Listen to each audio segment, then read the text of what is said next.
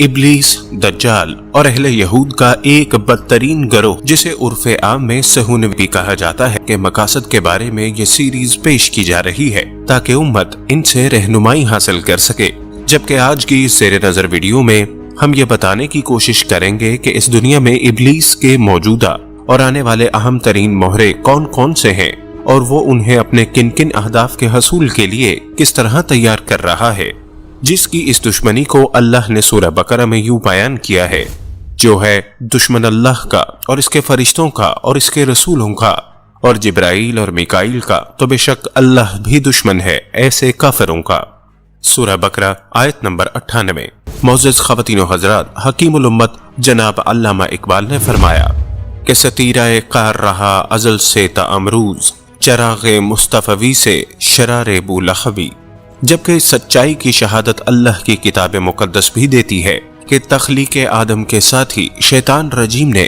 خود اپنے ہی خالق کو نعوذ باللہ یہ چیلنج کیا تھا کہ وہ اس نئی مخلوق کے ساتھ پوری دشمنی نبھائے گا، اور اگر ہم اوراق تاریخ سے شہادت لیں تو بھی یہ بات کھل کر سامنے آ جاتی ہے کہ امت ہائے سابقین کو بھی یہ ازلی دشمن بھٹکانے کے لیے اپنی سی کوششیں کرتا رہا، جیسا کہ فرعین مصر اور قوم عاد و سمود کے واقعات سے ثابت ہوتا ہے، بلکہ جنگ بدر میں فرشتوں کے نزول کی گواہی سے بھی ہر کلمہ گو واقف ہے، گویا فضائے بدر پیدا کر فرشتے تیری نصرت کو اتر سکتے ہیں، گردوں سے کتار اندر کتار اب بھی۔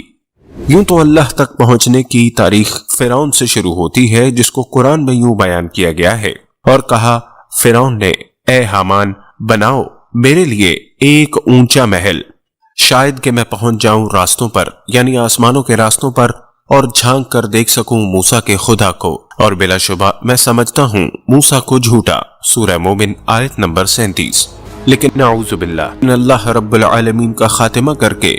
کون، یعنی زمین اور مکان، ٹائم اور سپیس کو مسخر کرنے کی جدید ابلیسی دجالی یہودی تاریخ باضابطہ طور پر اسحاق نیوٹن سے شروع ہوتی ہے، جس کے تحت ٹائم اینڈ سپیس کو مسخر کرنا، زمین و آسمان کے راز جان کر ان کو مسخر کرنا، کیونکہ زمین و آسمان کی کنجی اللہ کے پاس ہے،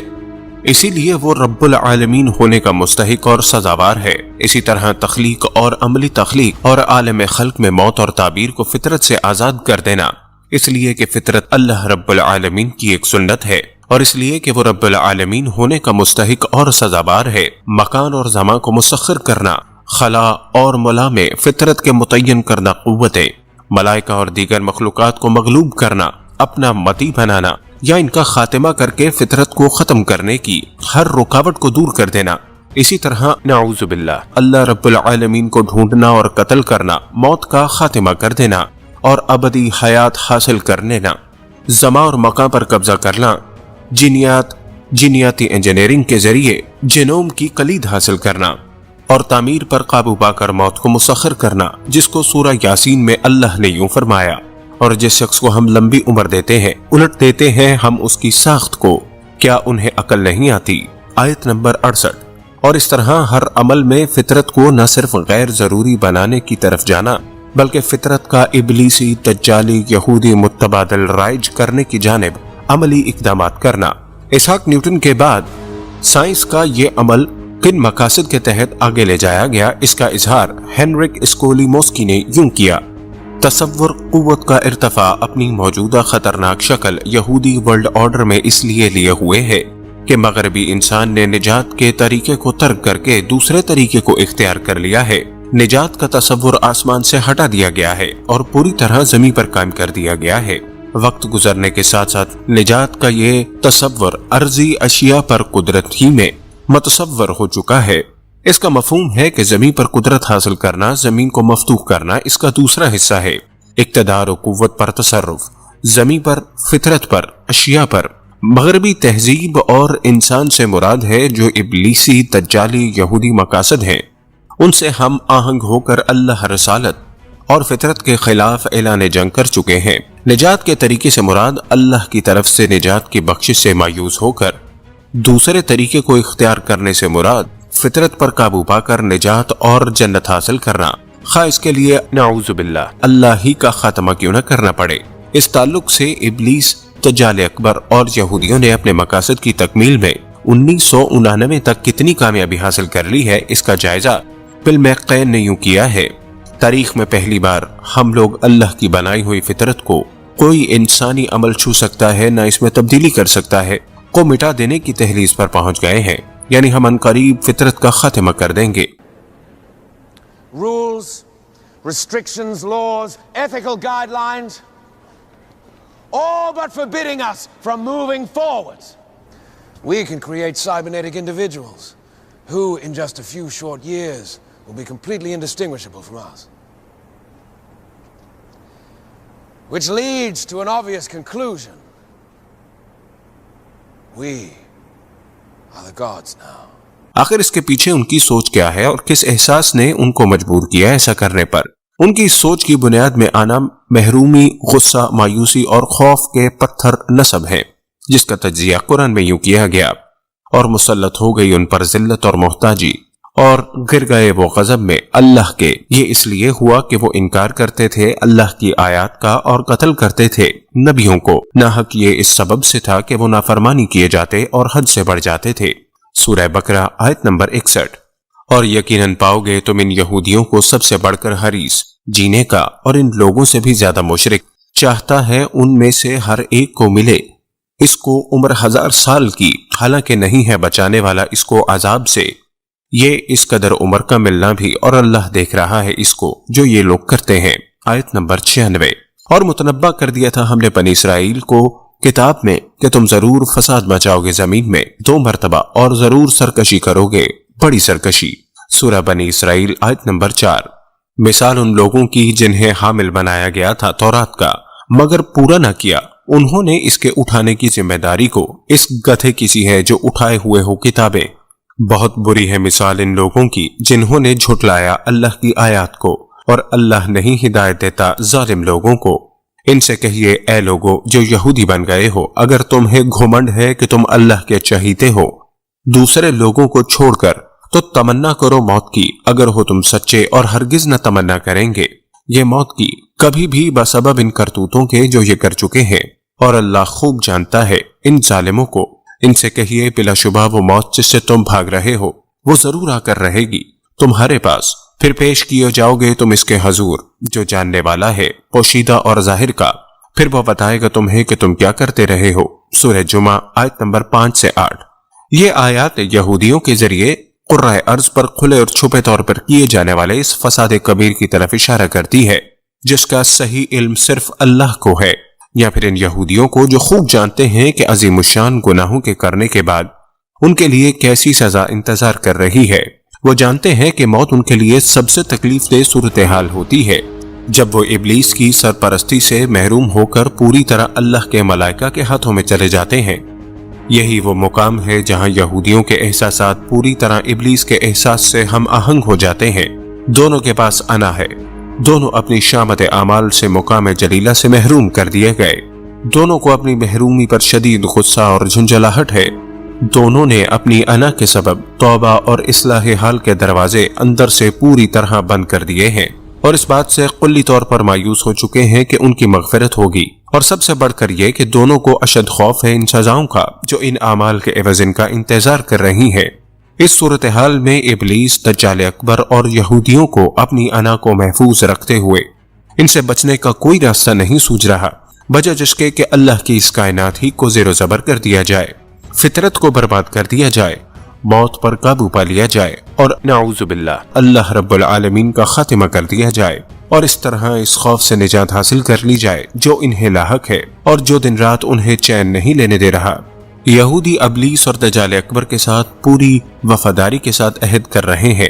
اور ابلیس اور دجال اکبر ان کی پوری قوت سے مدد۔ چنانچہ ابلیس نے انہیں مترجہ ذیل چیزوں سے پوری طرح باخبر اور ہوشیار کیا ہے، اور اس تعلق سے انہیں ہر طرح کی رہنمائی فراہم کی ہے۔ ان کا اصل مقابلہ ان اہل ایمان سے ہے جو ہمیشہ مٹھی بھر اور بظاہر کمزور نظر آتے ہیں، لیکن ان کے ہاتھوں بار بار ابلیس کو کس طرح ناکامی کا منہ دیکھنا پڑا۔ ان کا اصل مقابلہ اہل ایمان کی مدد کرنے والے ملائکہ اور اللہ کی دیگر فوجوں سے ہے، اور یہ کہ ان کے پاس کتنی مہیب قوت ہے اور کس کس طرح سے اور کیسے ملائکہ طاقت استعمال کرتے رہے ہیں۔ ان کا اصل مقابلہ اللہ رب العالمین سے ہے جو ملک السماوات والارض ہے، جس کے پاس آسمان اور زمین کی کنجیاں اور جو عالم غیب ہے۔ چنانچہ اس قوت قاہرہ کے مالک نے اس کے ساتھ کب اور کیا کیا، اس کی قدرت میں کیا کیا ہے، لہٰذا ان ساری باتوں کا لحاظ کرنا ضروری ہے۔ یہی وجہ ہے کہ ابلیس نے انہیں باور کروایا کہ وہ اپنی حصول قوت کی جد و جہد کا موازنہ انسان میں پائی جانے والی بشری قوتوں سے نہ کریں اور ان سے تقابل کے بعد مطمئن نہ ہو جائیں، بلکہ زیادہ سے زیادہ قوت کا حصول کریں۔ ابلیس نے یہودیوں کو باور کروایا کہ پچھلی لڑائیوں میں اللہ نے اس کے ملائکہ اور کائنات میں پھیلی اللہ کی فوج نے ابلیس کی قوتوں کے خلاف کتنی مہیب قوت ضرب کا استعمال کیا ہے۔ اللہ نے ملائکہ کو کس طرح کے فائر سٹرائک پاورز بھی دے رکھے ہیں جن کا استعمال وہ کر سکتے ہیں، چنانچہ انہیں لگاتار اپنی قوت بڑھاتے رہنے کی ضرورت ہے۔ اسی جذبے نے یہودیوں کو ہتھیار سازی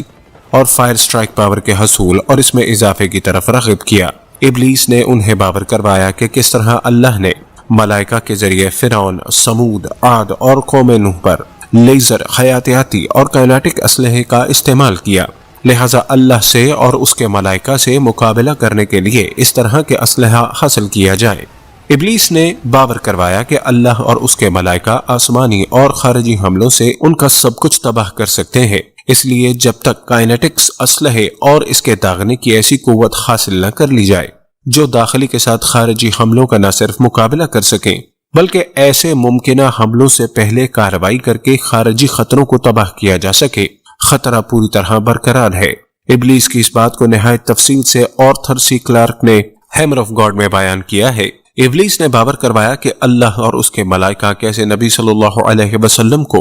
اسرا پر لے گئے، چنانچہ یہودیوں کے اعلیٰ ترین دماغوں نے ایسی قوت کی دریافت اور اس کے حصول میں اپنے آپ کو کھپا دینے کا عزم کر لیا۔ ان میں سرِ فہرست نام البرٹ آئنسٹائن کا ہے، جسے پہلے روشنی کی رفتار کے برابر اور پھر روشنی سے زیادہ رفتار کی قوت کی فکر لاحق ہوئی۔ انہوں نے اسپیس شپس تیار کرنے شروع کر دیے، گو کہ ابھی تک اسپیس کا صرف 4% حصہ ہی دریافت کر سکے ہیں، لیکن ان کا کہنا ہے جلد ہی یہ باقی حصہ بھی دریافت کر لیں گے۔ یہودی اکابرین اور مدبرین کی بعض باتوں سے اس کا اشارہ ملتا ہے کہ انہیں امید ہے کہ 2058 کے دوران امت مسلمہ محمدیہ کو نعوذ باللہ روئے ارض سے کلی طور پر ختم کر دیں گے۔ ابلیس، دجال اکبر اور یہودی اچھی طرح جانتے ہیں کہ ان کے مقاصد اور عزائم کی تکمیل میں سب سے بڑی رکاوٹ جبرائیل اور میکائیل ہیں، اور یہ بات یاد رکھنی چاہیے کہ ان دونوں کے پاس بے پناہ طاقت اور قوت ہے، اس لیے یہ عمل نہایت ضروری ہے کہ جبرائیل اور میکائیل کا قتل نعوذ باللہ سب سے پہلے کیا جائے۔ یہودیوں کا اندازہ ہے کہ 2500 تک وہ اتنی قوت کا حصول کر لیں گے کہ جبرائیل اور میکائیل کو یا تو گرفتار کرنے یا انہیں قتل کر دیں۔ نعوذ باللہ اللہ رب العالمین کا خاتمہ کرنے کے تعلق سے یہودی متبرین کا اندازہ ہے کہ اگر حالات اسی طرح آگے چلتے رہے اور کوئی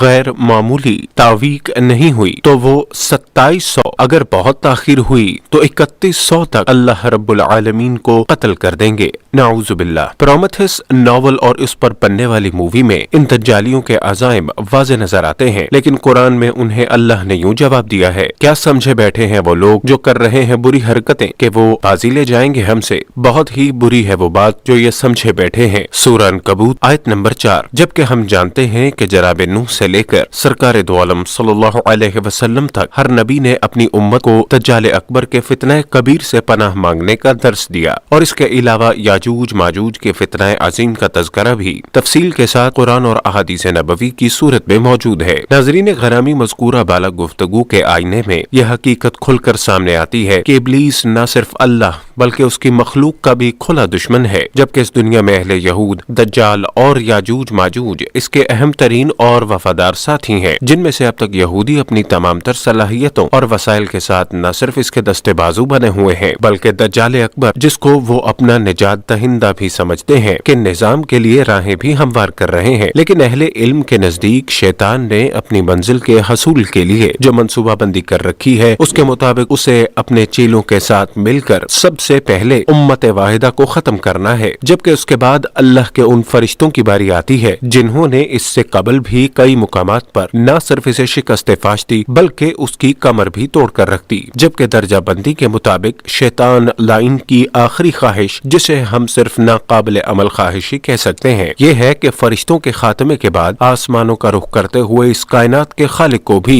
ختم کیا جا سکے، نعوذ باللہ۔ اور یہی وجہ ہے کہ اس نے اپنے چیلوں کو سب سے پہلے یہ تحریک دی ہے کہ وہ ایسے تباہ کن ہتھیار تیار کریں جن کی مدد سے امت محمدیہ کا خاتمہ ممکن ہو سکے، چونکہ اس زمین پر ان کی راہ میں سب سے بڑی رکاوٹ یہی اہل ایمان ہے جن کو اللہ نے جذبہ جہاد دے کر بھیجا ہے، اور وہ مطمئن ہے کہ اپنی موجودہ عسکری قوت کے بلبوتے پر اس قابل ہو چکے ہیں کہ وہ آنے واحد میں اس امت کے وجود کو ختم کر سکیں، جس کا عملی اقدام اب تک مصلحتاً نہیں اٹھایا جا رہا، جبکہ ان کا اگلا قدم اس ٹیکنالوجی کا حصول ہے جس کی مدد سے ایسے میزائل اور راکٹ تیار کیے جائیں جن کی رفتار روشنی کی رفتار سے بھی زیادہ ہو، تاکہ یہ ان کی مدد سے آسمانوں تک کا نہ صرف سفر طے کر سکے بلکہ اپنے خیال بد کے مطابق وہاں پر حملہ آور ہو کر خود اس کائنات کے خالق کو بھی نشانہ بنا سکے۔ اور اگر آپ 21ویں صدی کی سائنسی ایجادات کا مطالعہ کریں تو یہ بات سامنے آئے گی کہ اب سائنسدان ایسے راکٹ بھی ایجاد کر چکے ہیں جو کہ خلا میں جانے کے بعد بحفاظت زمین پر دوبارہ واپس بھی آ سکتے ہیں۔ ناظرین گرامی، اگر ہم احادیث نبوی صلی اللہ علیہ وسلم سے اس بارے میں رہنمائی لیں تو پتہ چلتا ہے کہ یاجوج ماجوج جب زمین پر اپنا اقتدار مکمل کر لیں گے تو اس کے بعد وہ آسمان کی طرف بھی تیر پھینکیں گے جو کہ خون آلود حالت میں واپس آئیں گے، جس کے بعد وہ فرت مسرت سے فتح کا نعرہ بلند کریں گے، جبکہ ناظرین جانتے ہیں کہ اس سے قبل دجال اکبر بھی اپنی بے پناہ قوتوں کے ساتھ خروج کرے گا اور 70,000 یہودی اس کے ہم رکاب ہوں گے، جو کہ بالآخر حضرت عیسیٰ بن مریم کے مقدس ہاتھوں سے فاصل جہنم ہوگا، اور پھر آخری شیطانی قوت یاجوج ماجوج کی ہے جن کا خاتمہ بھی حضرت عیسیٰ ہی کی دعا کا نتیجہ ہوگا۔ ناظرین، اگرچہ یہ بات ہمارے ایمان کا حصہ ہے کہ زمین و آسمان کے تمام لشکر اللہ ہی کے تابع ہیں، لیکن اس کے باوجود